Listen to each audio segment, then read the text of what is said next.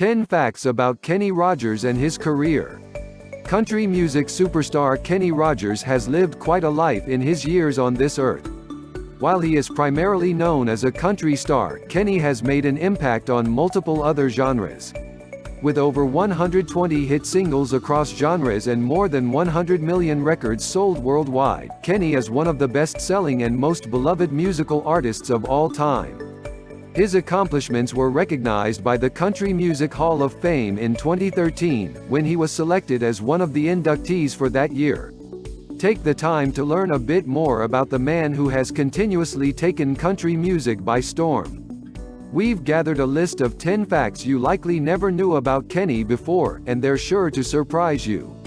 1. He has 7 siblings. Born on August 21, 1938 in Houston, Texas, Kenny was the fourth of 8 children belonging to his parents Lucille and Edward. In addition to raising their 8 children, Lucille and Edward worked as a nurse's assistant and a carpenter, respectively. As for Kenny, he attended William Wharton Elementary School in the Neartown area of Houston. 2. He loves photography. Kenny is so much more than a singer. Over the course of his career he has been an actor, record producer, entrepreneur, and more. But even some of his most devoted fans have no clue that Kenny is also an avid photographer. As he told the Dallas Morning News during an interview, photography is one of his strongest passions. Kenny decided to turn that passion into something his fans could enjoy as well. In 1986 he released his first photography book, Kenny Rogers America, and followed up with a second collection in 1987, titled Your Friends and Mine. 3. He was a pro-level tennis player. To add to Kenny's extensive list of hobbies, he's also a tennis player. But he doesn't just play the sport casually. At one point, Kenny was considered to be a pro-level tennis player. I played tennis for 10 years, 8 hours a day every day, and developed a national ranking while I was on the road playing with Wimbledon champions, he told Rolling Stone in 2014. 4. Don Henley of the Eagles was his former roommate. In the same Rolling Stone interview, Kenny also revealed another interesting fact about himself. During his producer days, Don Henley of the Eagles was one of his roommates. Don wasn't actually in the Eagles at the time that he lived with Kenny. Rather, he was a part of a group called Shiloh, which Kenny discovered and started working with as a producer. During that time, Don and his bandmates all lived with Kenny at his home in Los Angeles. After 6 months passed, Don decided to go off and form the Eagles. 5. We Are the World was recorded at his studio.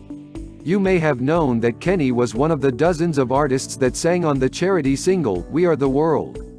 In all of music history, less than 30 physical singles have sold 10 million copies or more. We Are the World is one of those singles. But we bet you didn't know that Kenny owned the building that We Are the World was recorded in. In 1981, Kenny bought an old ABC Dunhill building in Los Angeles and converted it into a recording studio. A few years later, some of the world's most talented artists gathered in that exact building to record We Are the World, and history was made. 6. He once played double bass in a jazz group. It's no secret that Kenny has not always been a country singer. Over the course of his career he's dabbled in everything from pop to rock, but he was also involved in a jazz group. For a few years, Kenny was a member of a jazz group called the Bobby Doyle Three. Surprisingly, Kenny was not the lead singer in the group. Instead, he served as the trio's double bass player. The group experienced a fair amount of success while it was active, but eventually disbanded in 1975. After that, Kenny joined a folk music group in which he was also a double bass player. 7. He held a chart record for 27 years. In July 1983, Kenny released the first of many duets with Dolly Parton. That duet was Islands in the Stream, which sailed its way to the top spot on the Hot Country Songs chart. Remarkably, Islands in the Stream also snagged the #1 spot on the all-genre Billboard 100. It's a rare thing for a country single to cross over and claim the top spot on the Hot 100. In fact, the feat is so rare that Kenny and Dolly held on to the record for nearly 3 decades. 27 years passed after the release of Islands in the Stream before any other country single was able to top the Billboard Hot 100. That single was Lone Star's Amazed, and their record was broken 5 years later when Carrie Underwood released her debut single, Inside Your Heaven. 8. He was married 5 times, each marriage lasting longer than the previous one. The legendary country music singer married 5 times. He married his first wife, Janice Gordon, in 1958, and they divorced in 1960. He married Jean Rogers in 1960 and they were married until 1963. He then married Margot Anderson in 1964. That marriage lasted 12 years, until their divorce in 1976. Rogers married Marianne Gordon in 1977, and they were together until their divorce in 1993. Rogers married his 5th wife, Wanda Miller, in 1997. It wasn't Wanda's first marriage either, as she had divorced her first husband in 1994. 9. He is also a talented interior designer.